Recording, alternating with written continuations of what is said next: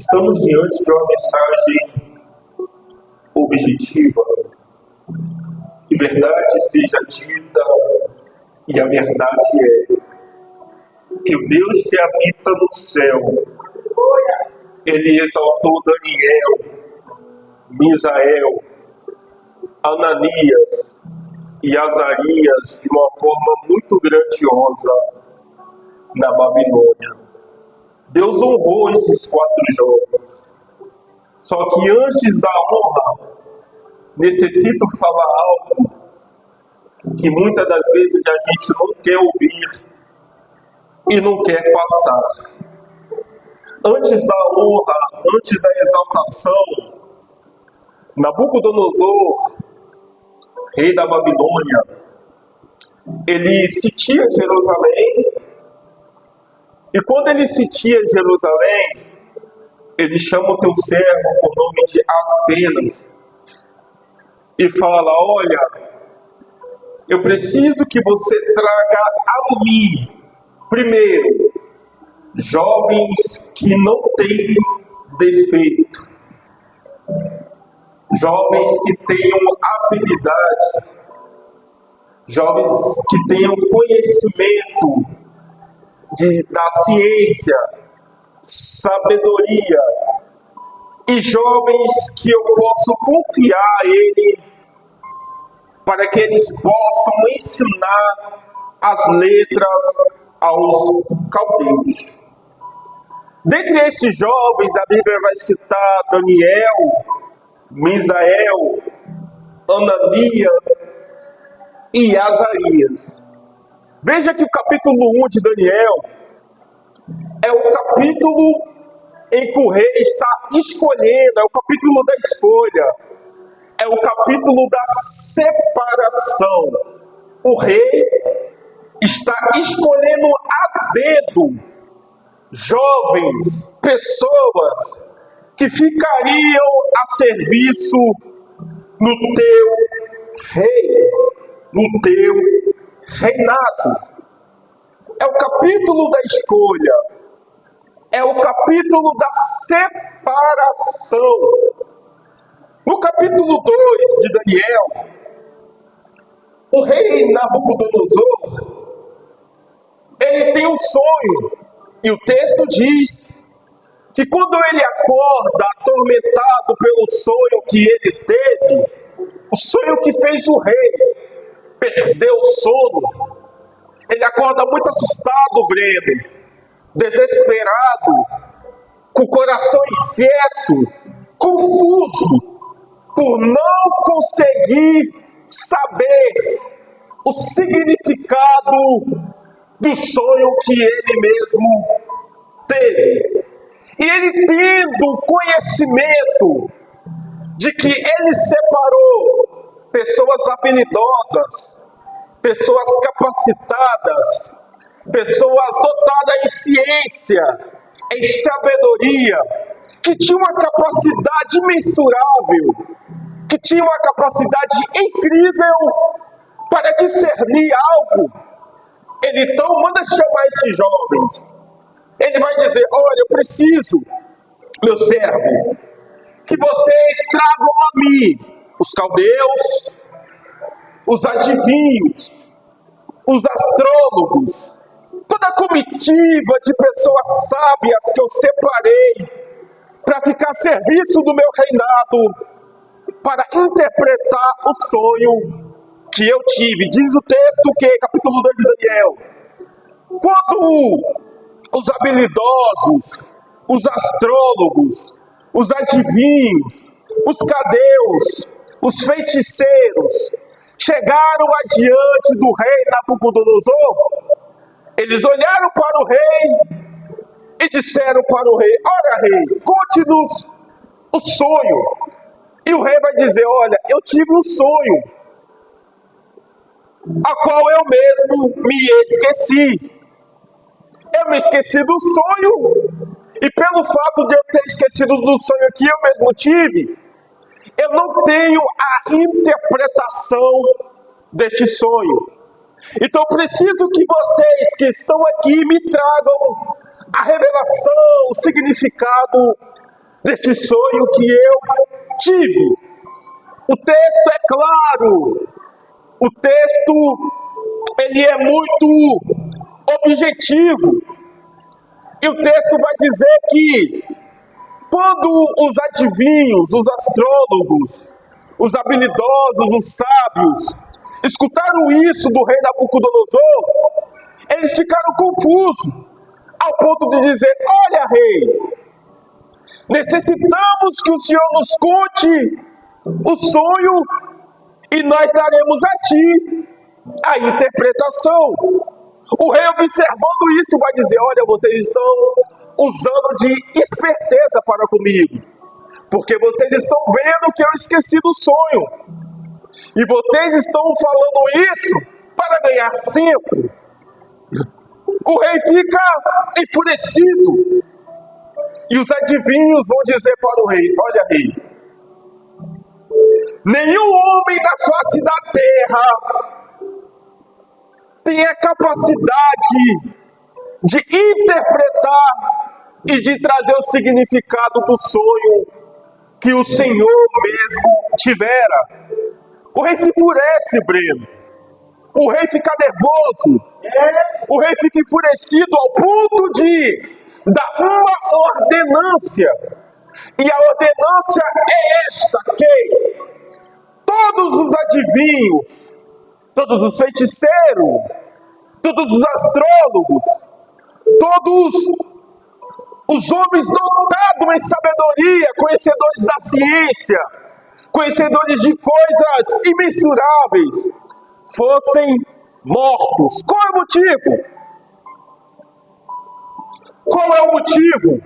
O motivo é: vocês vão morrer porque nenhum de vocês tiveram a capacidade de trazer a interpretação do sonho que eu tive.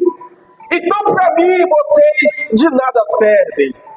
Não tem significado vocês estar aqui se quando eu preciso, vocês não me trazem a solução.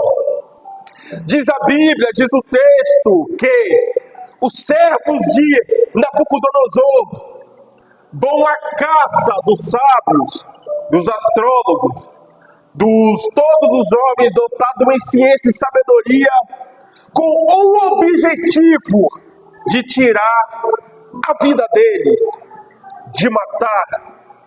E dentre esses jovens está Misael, Ananias, Azarias e Daniel. Entre esses jovens está Daniel, Misaías, Azarias, dentre essa comitiva de pessoas que tinham uma grande sabedoria. Quando o jovem, o Senhor, o servo de Nabucodonosor, chega diante de Daniel, Breno, meu pastor, para cumprir a ordenância do rei, chega diante de Daniel e fala: Daniel, nós estamos aqui com um objetivo. O rei nos deu uma missão e nós precisamos cumprir essa missão. E a missão é matar vocês, porque vocês não tiveram a interpretação do sonho que ele teve. A Bíblia fala que quando Daniel toma conhecimento do assunto, porque ele não estava lá presente, ele estava fora do palácio. Mas a Bíblia diz que quando ele toma conhecimento do assunto, Daniel, ele chama Misael, ele chama Azarias e fala: olha, vamos orar clamando a Deus por misericórdia, porque a ordem é para nos matar. A Bíblia diz que Daniel e seus amigos começam a orar. Daniel começa a clamar a Deus. Daniel começa a pedir a Deus por misericórdia. E o texto diz que o Senhor do céu revelou a Daniel o sonho que o rei teve e o significado do sonho que ele mesmo tivera. Diz a Bíblia que quando Daniel recebe essa revelação, porque isso é uma revelação da parte de Deus. Quando Daniel recebe essa revelação, Daniel começa a exaltar o nome do Senhor, dizendo: bendito seja o Deus que habita entre os querubins, porque Ele conhece os tempos e as estações, Ele remove reino, Ele estabelece reino, Ele muda o tempo, Ele muda as estações. Daniel começa a bendizer o nome do Senhor. Daniel começa a exaltar o nome do Deus que vive e reina para todo sempre. E quando Daniel recebe essa revelação, Daniel chega diante do teu servo e fala: olha, me leva diante do rei. Por que, Daniel? Você está louco? O rei quer matar vocês. E vocês pedem para eu levar vocês à frente, na presença do rei. Daniel fala: olha, me leva. Por que, Daniel? Porque eu tive a revelação do sonho e a interpretação que o rei teve. O sonho. Daniel chega diante de Nabucodonosor, Breno. E quando Daniel está na presença do rei, o rei sentado olha para Daniel e com um olhar malicioso fala: Daniel, é você o rapaz responsável para trazer a minha revelação do sonho, a interpretação do sonho que eu tive, Daniel? Daniel olha para o rei e diz: olha, rei, homem nenhum, observe isso aqui, observe isso. Os astrólogos, os adivinhos, os feiticeiros disseram para o rei: rei, nenhum homem na face da terra tem a capacidade de trazer ao Senhor o sonho e a sua interpretação. Quando Daniel está na presença do rei, pastor, o rei fala: Daniel, é você o jovem responsável para trazer a mim o sonho e o seu significado? Daniel olha e vai dizer: olha, rei, nenhum homem. Daniel está repetindo a fala. E verdade é que nenhum homem tinha essa capacidade. Só que no capítulo 2 de Daniel, a partir do verso 12, Deus revela a Daniel o sonho.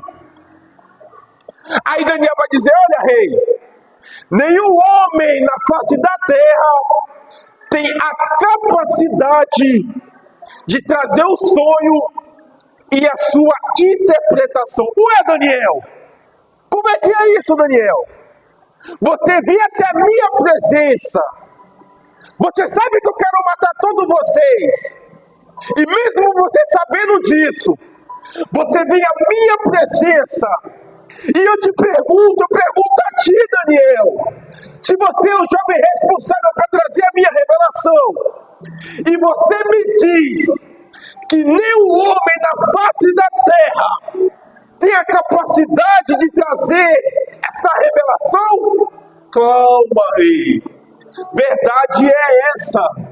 Nenhum homem na face da terra realmente tem essa capacidade de trazer a ti essa revelação. Mas há um Deus do céu que revela o oculto e o escondido. Oh, glória a Deus. Quem ora não fica enganado. Quem ora mesmo diante da ameaça de morte, Deus envia o refúgio e o escape na hora certa, no momento certo, no tempo certo. Deus está dizendo: calma, ninguém vai morrer, ninguém vai descer a sepultura. Por que, Deus? Porque eu estou trazendo à tona o segredo oculto e o escondido para dar livramento aos meus servos. Deus dá livramento. Deus dá livramento. Deus dá livramento na cabeça dos outros jovens sábios. Eu vou morrer porque eu não tive capacidade de revelar o sonho e de trazer a interpretação, mas lá do céu Deus já estava fazendo algo a favor dos teus. Deus já estava fazendo algo. Vira para o irmão que está do seu lado, aponte o dedo para ele, fala para o irmão que está do seu lado, fala: não se preocupe, não precisa bater cabeça. Fala mais forte, não precisa bater cabeça, porque lá no céu Deus já está fazendo. Dá glória a Deus por isso. Deus já está fazendo algo. Capítulo 2 de Daniel, no final do capítulo 2, o texto diz que por isso Deus o exaltou de uma forma muito grandiosa, Só que a vida do servo de Deus, Breno, não é feita só de exaltação, não é feita só de bênçãos, não é feita só de chave, de casa, de culto da vitória, não. O capítulo 3 de Daniel é o capítulo da decisão, é o capítulo da provação. O rei criou no seu coração um desejo de levantar uma estátua de ouro. Ele levanta a estátua de ouro, e quando ele levanta essa estátua de ouro, meu amigo Breno, a Bíblia diz que ele dá uma ordem. E a ordem é que quando tocasse o som da buzina, do pífaro, da harpa, da gaita, dos safones e de toda sorte de música, todo ser que estava ali se dobrasse perante a estátua que ele mesmo criou. E se não se dobrasse, o que iria acontecer, Gabriel? Todos iriam ser jogados dentro da fornalha de fogo ardente. Observe que a ameaça que está vindo diante do levantamento da estátua de ouro que o rei fez é uma ameaça de morte. É uma ameaça de morte. É uma ameaça que tem as suas consequências gravíssimas e muitas das vezes irreversíveis. Obrigado. A consequência era irreversível, porque era a morte. Se não se dobrasse, a consequência era imutável, porque não iria mudar, porque era a morte. O rei dá a ordenança. Diz a Bíblia que toca o som da buzina, toca o som da harpa, toca o som da gaita de foles, toca o som de toda sorte de música. Olha para cá, pessoas começam a se dobrar, pessoas começam a se prostrar perante a estátua que o rei criou. E observe com atenção que o povo que está se dobrando, o povo que está se prostrando ali, era um povo que adorava a Deus no grande templo em Jerusalém. Era um povo que exaltava o nome do Senhor. Era um povo que dava glória a Deus. Aleluia. Era um povo que sacrificava no pátio do templo. Agora este povo está adorando uma estátua que tem olho, mas não vê, que tem pés, mas não consegue se movimentar, que tem boca, mas não fala. O povo que adorava a Deus em Jerusalém, o Deus que tem olho, que tudo vê, o Deus que tem boca, e quando ele fala, a terra treme. O Deus que tem pés e se movimenta, diz a Bíblia, que a terra é o firmamento dos seus pés. Este povo agora está adorando um Deus feito por mãos de homens, feito por mãos humanas. O povo está se dobrando. O povo está se prostrando. O povo está adorando.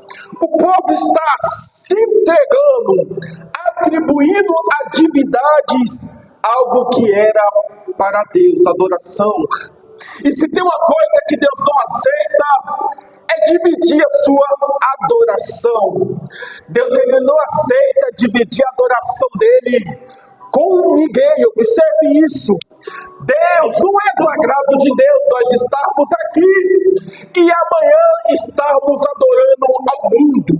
Não é do agrado de Deus, meu pastor, nós estamos aqui hoje cultuando a Deus e amanhã está ouvindo uma música mudando, está chegando palavrões, está fazendo fofoca, está fazendo coisas que não agradam o nome do Senhor. Deus não aceita isso. Deus não aceita esse negócio. Ou é o meu servo fiel, ou não é o meu servo fiel. Diz a Bíblia que quando as pessoas começaram a se prostrar, posso ver um sorriso no rosto de Nabucodonosor dizendo: sim, sim, eu tenho uma estátua de ouro que eu mesmo criei. E o meu povo está se prostrando perante a minha estátua. Só que sempre existirá alguém que não abrirá mão da santidade, que não abrirá mão da palavra da verdade. Sempre existirá alguém, a Bíblia chama este de remanescente. Sempre existirá alguém, Breno, sempre existirá alguém que não vai chutar o balde. Sempre existirá, eu sei, que você conhece pessoas que já serviu a Deus e hoje não serve mais.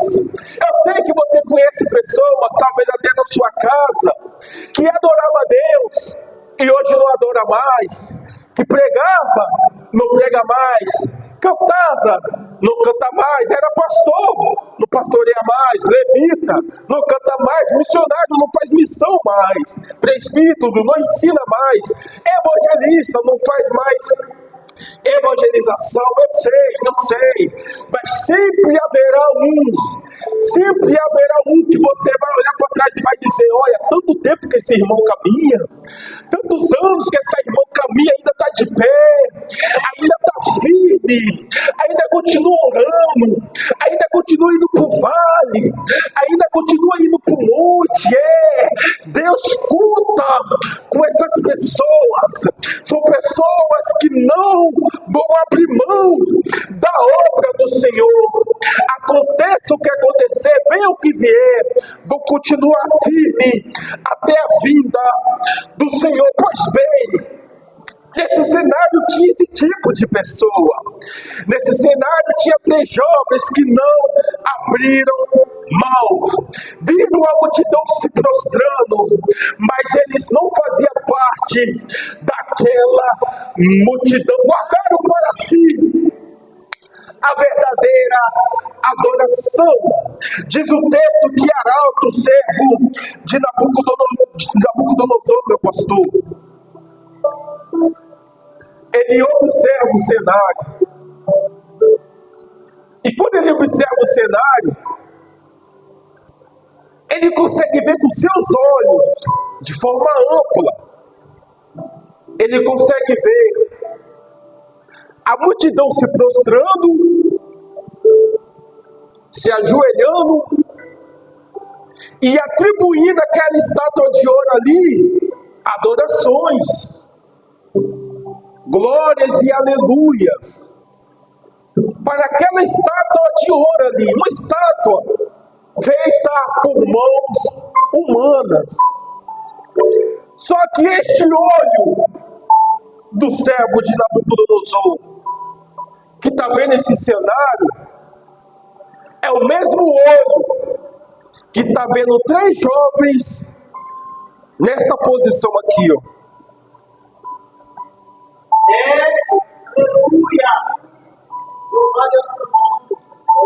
Os olhos do servo de Nabucodonosor está vendo pessoas se prostrando e adorando, mas esses mesmos olhos Estão vendo os 3 jovens assim, ó.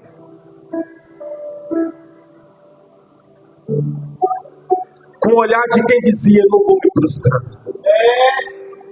eu não vou me dobrar, eu não vou abrir mão da comunhão,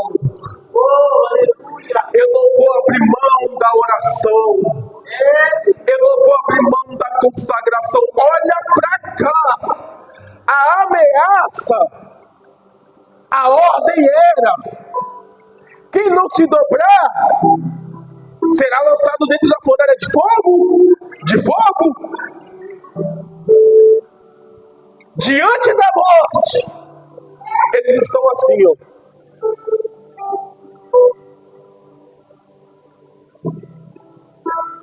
Sabendo que poderá morrer a qualquer momento, mas estão assim, ó.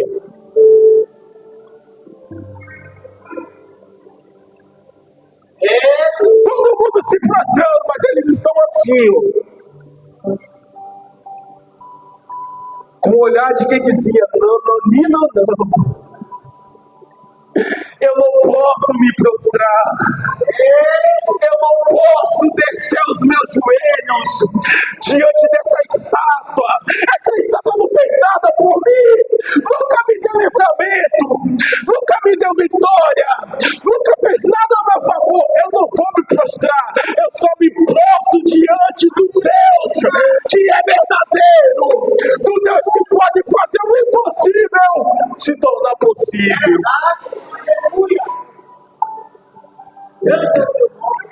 Diz o texto, eu preciso correr porque o meu tempo já está acabando, que o servo fala: olha, rei, viva o Senhor eternamente.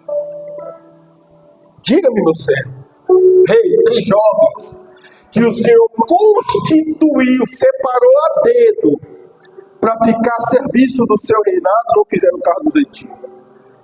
O rei: sim, rei, não fizeram caso de ti. Manda vir a mim aos 3. E veio os 3.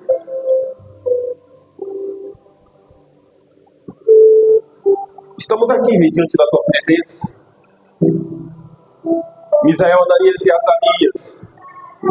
Detalhe interessante é que quando o rei separou os jovens, ele mudou a vestimenta, ele mudou a Aline, minha esposa fiel e querida.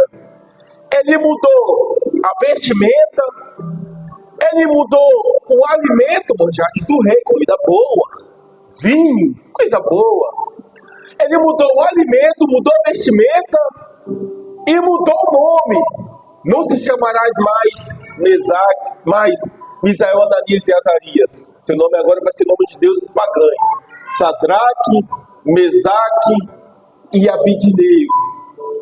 Só que quando o rei tentou mudar o Deus daqueles jovens, ele não conseguiu. Ele conseguiu mudar aquilo que era externo: roupa, comida, nome. Tudo bem, há coisas que por fora eu consigo mudar, mas há algo por dentro que é imutável. Não pode ser mudado. Não pode ser mudado. Rei, nós estamos na tua presença, vocês 3. É verdade que vocês não fizeram caso de mim? Sim, rei, é verdade. Olha, eu vou tocar de novo o som de toda sorte de música. Se vocês não se dobrar, eu vou lançar vocês na fornalha de fogo ardente. E quem é o Deus que poderá livrar vocês da fornalha de fogo ardente na minha mão? Quem é o Deus que poderá livrar vocês da fornalha de fogo ardente da minha mão?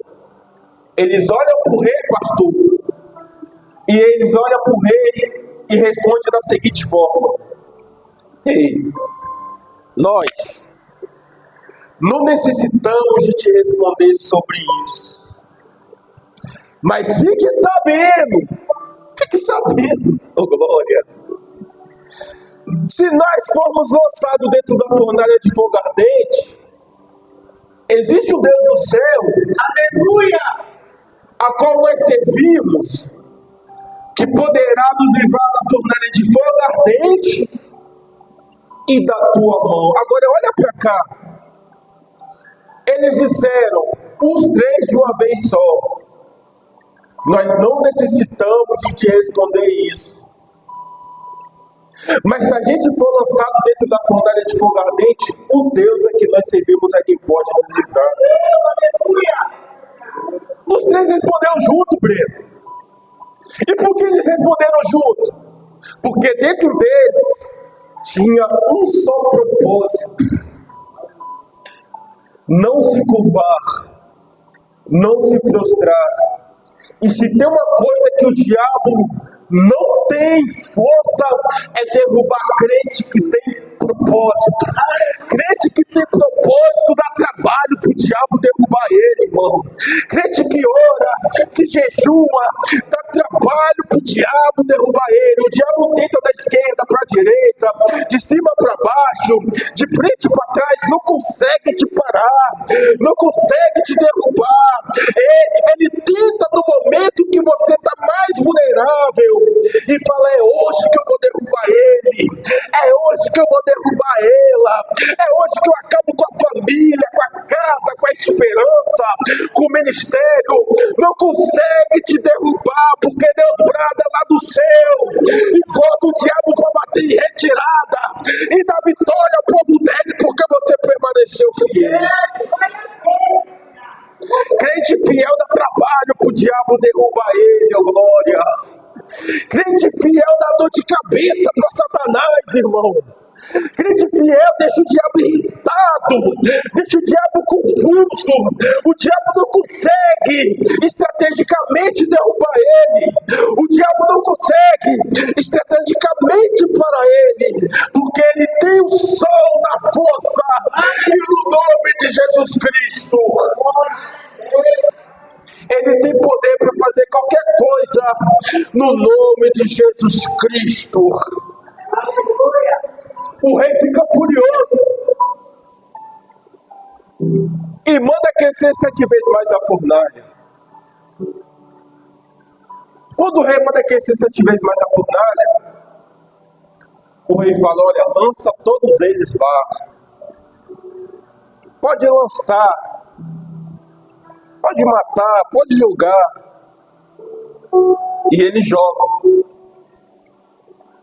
Quando joga os 3 jogos lá dentro, o rei vai dormir. O rei dorme. E ele acorda assustado. Acorda perturbado. Porque ele lembrou das palavras dos 3 jovens quando eles disseram: o nosso Deus nos livrará da fornalha de fogo ardente da tua mão. Ele se lembrou, Breno.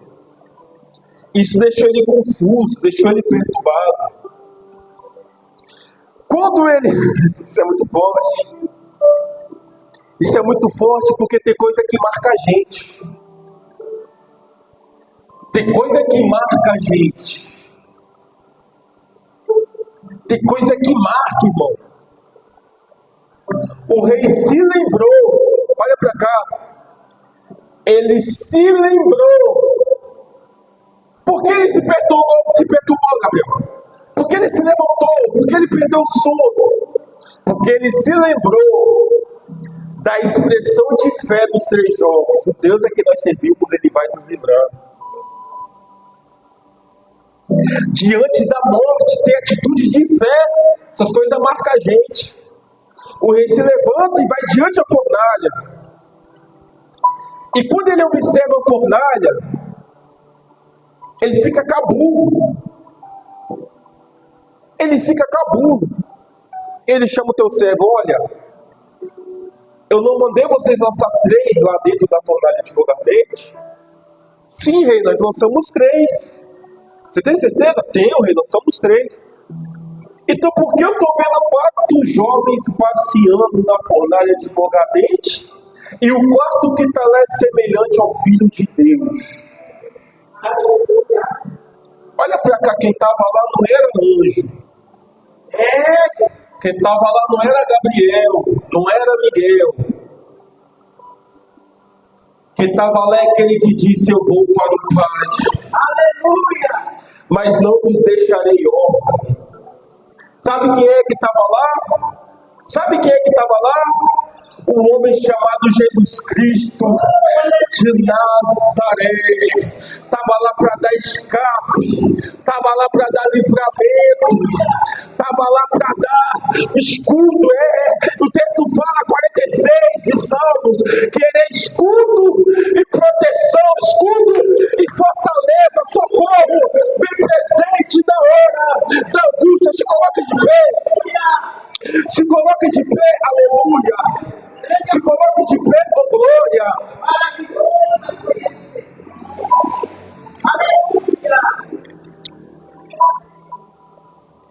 Deus honrou a fé daqueles 3 jovens. Deus, ele honrou a fé daqueles 3 jovens. E como Deus honrou a fé de Misael, de Ananias e de Azarias, Deus vai honrar sua fé aqui hoje. Deus vai honrar sua fé aqui hoje. Deus vai honrar sua fé, eu creio, pelo poder que tem a palavra do Senhor Jesus Cristo. Ele vai honrar sua fé.